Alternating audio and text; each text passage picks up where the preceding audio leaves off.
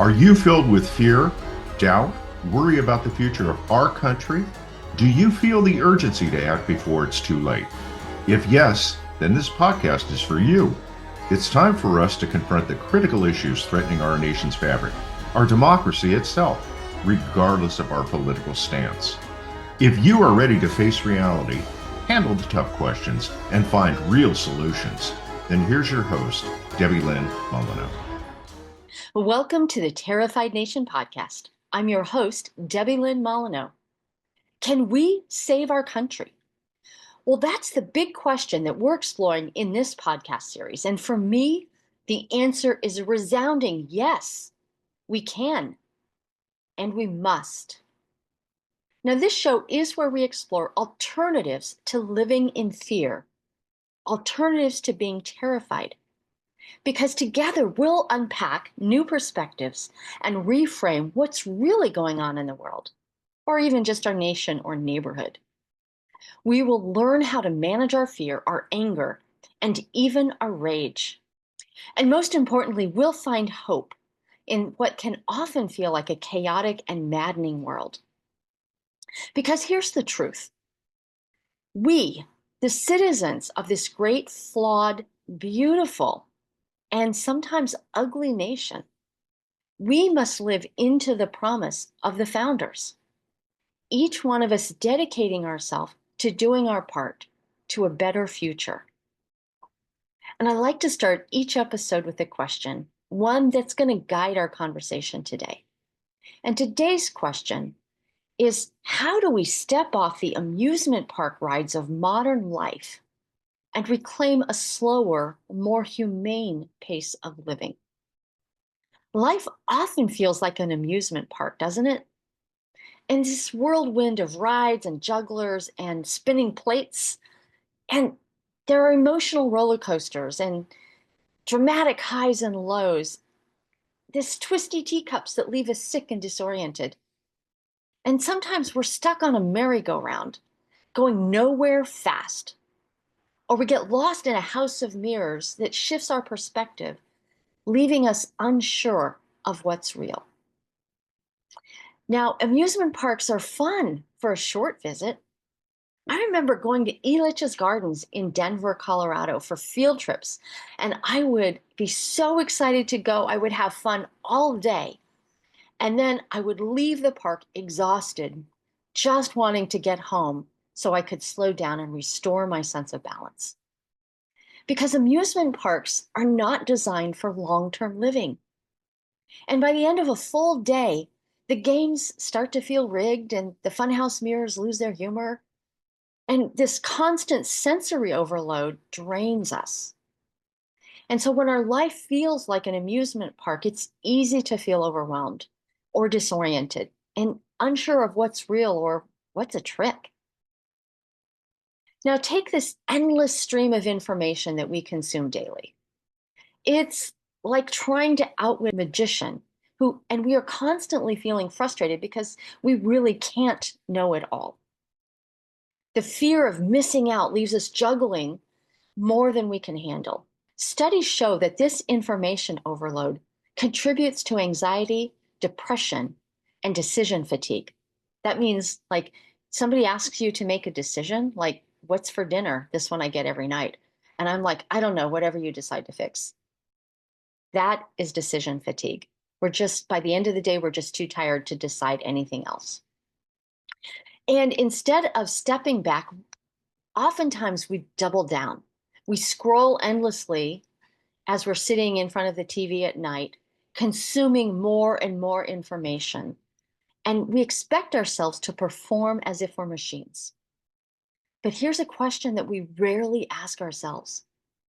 Can my human nervous system keep up? Am I being humane to myself? See, humans have this enormous, incredible ability to normalize unhealthy conditions.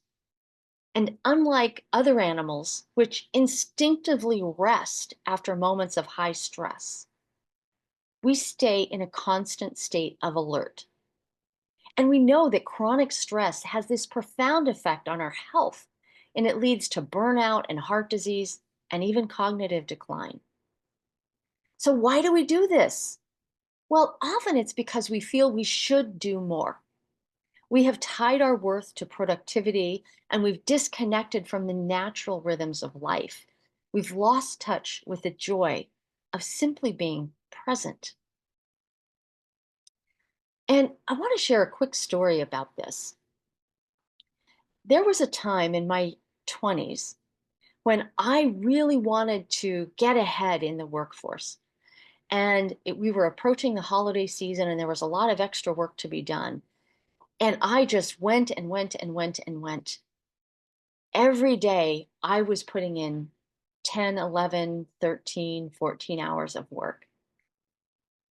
And I thought I was doing it because it's what needed to be done. I needed to put in this extra effort.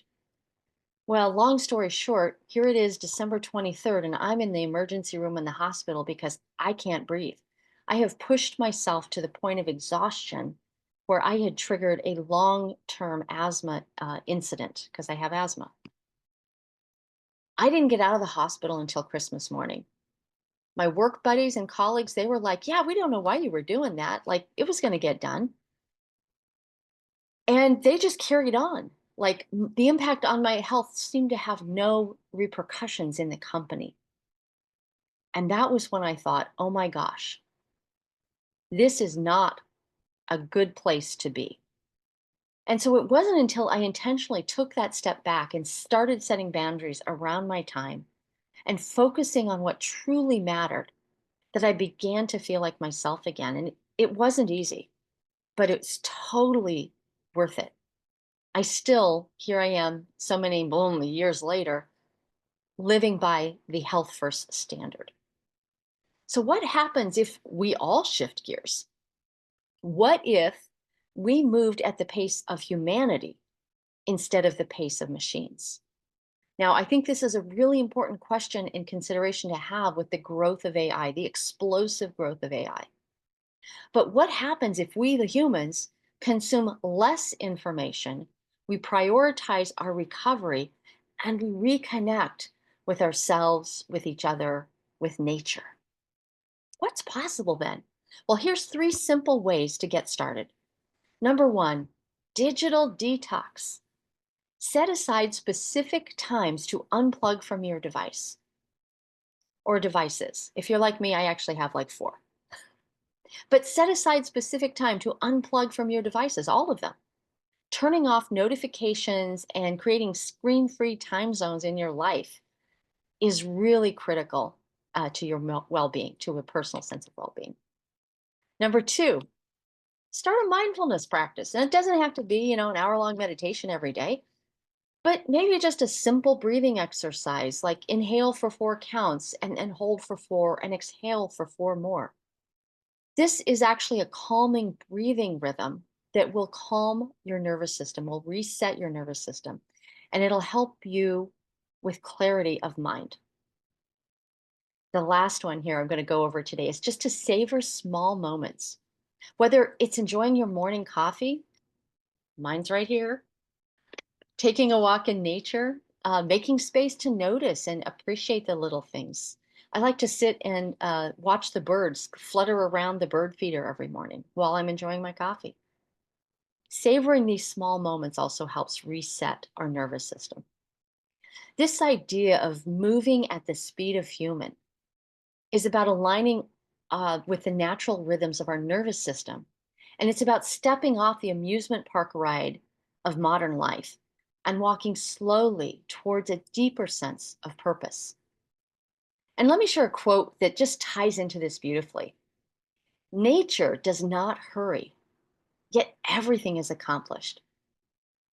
This is by Lao Tzu.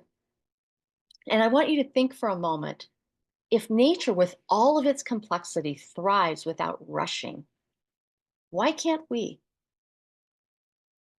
The truth is that no one regrets spending more time with their loved ones or savoring a meal or just sitting quietly with their thoughts.